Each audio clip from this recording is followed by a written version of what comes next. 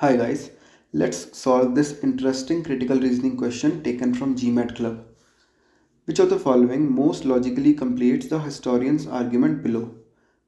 So we have to complete historian's argument. Let's see what historian has to say.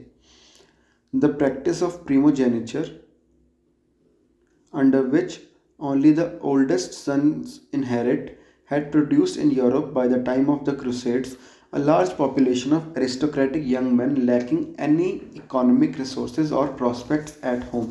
So, primogeniture is some kind of practice that was followed under which the assets and lands etc. of the fathers and forefathers will be given or inherited to the eldest son of the latest generation only. So the younger brothers sisters won't get anything. Okay. Had produced in Europe by the time of Crusades. Crusades was like a set of movements in which the Europeans tried to get back their assets and lands from the emperors which had seized them from the Europeans.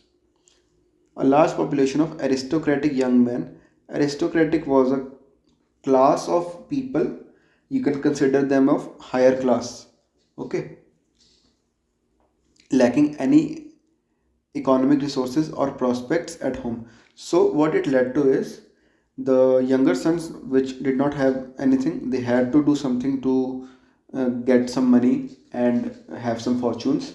So they were forced to, for these men, joining a crusade to the rich lands of the east would have seemed their only opportunity to acquire a fortune. They were forced to join the crusades and get into the bloodbath to have some fortune to their names, because according to the rule they were not going to get anything from their fathers and forefathers. Okay. Therefore, it can reasonably be concluded, though there is little direct evidence on this point, that now this is very important. You have to find such a sentence which can be reasonably concluded, which means you may make some assumptions, but reasonable ones. They should not be outwardly assumptions. Though there is little direct evidence, and there is little, but there is direct evidence on this point. Let's see the points. First, younger sons of aristocratic families were strongly represented among those who joined the Crusades. Well, it seems logical if you know the meaning of this sentence. First of all, it is kind of sentence that can be interpreted in many ways. If you do not know the meaning of strongly represented in this context, strongly represented means, suppose these many men are going to the crusades. Strongly represented men means a good proportion or a good percentage of these men were aristocrats and there were other men. Okay, so this means uh, strongly represented here. Okay, so it looks good, no? Because there was a large population of aristocratic young men that did not have anything to do. So their final option was to join the crusades.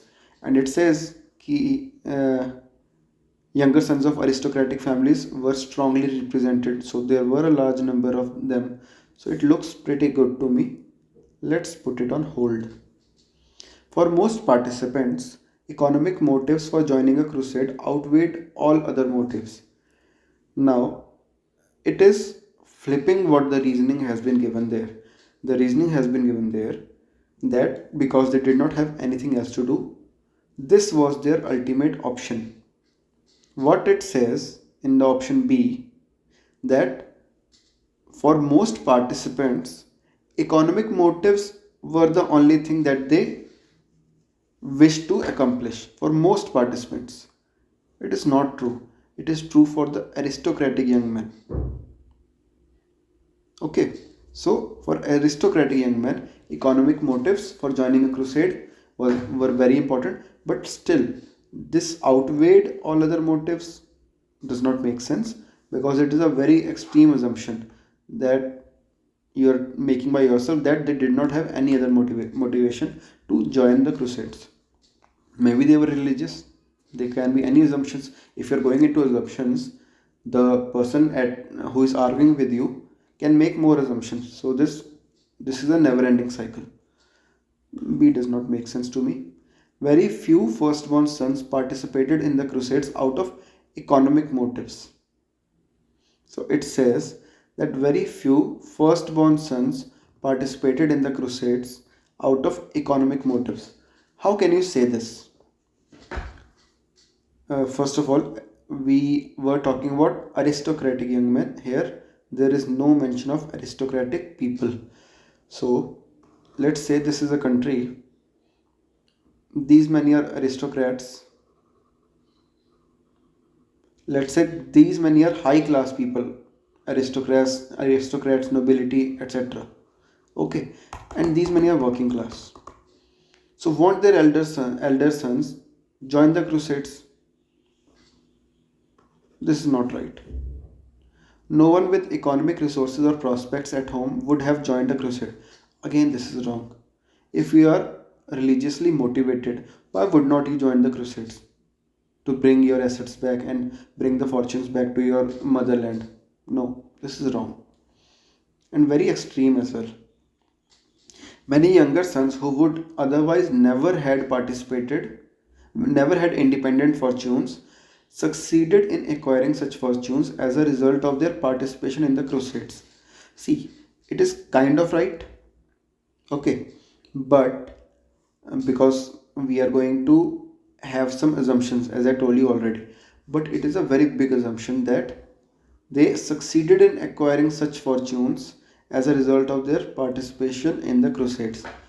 Here, all the discussion is about their motive, what motivated them to participate. Okay, and how did they participate? It is not like they succeeded in something, there is no evidence of it given, and you are just assuming things. Maybe that when they participated in the crusades, they actually ended up dying over there because it was a very bloody event to go to the strong emperors and try to get your things back.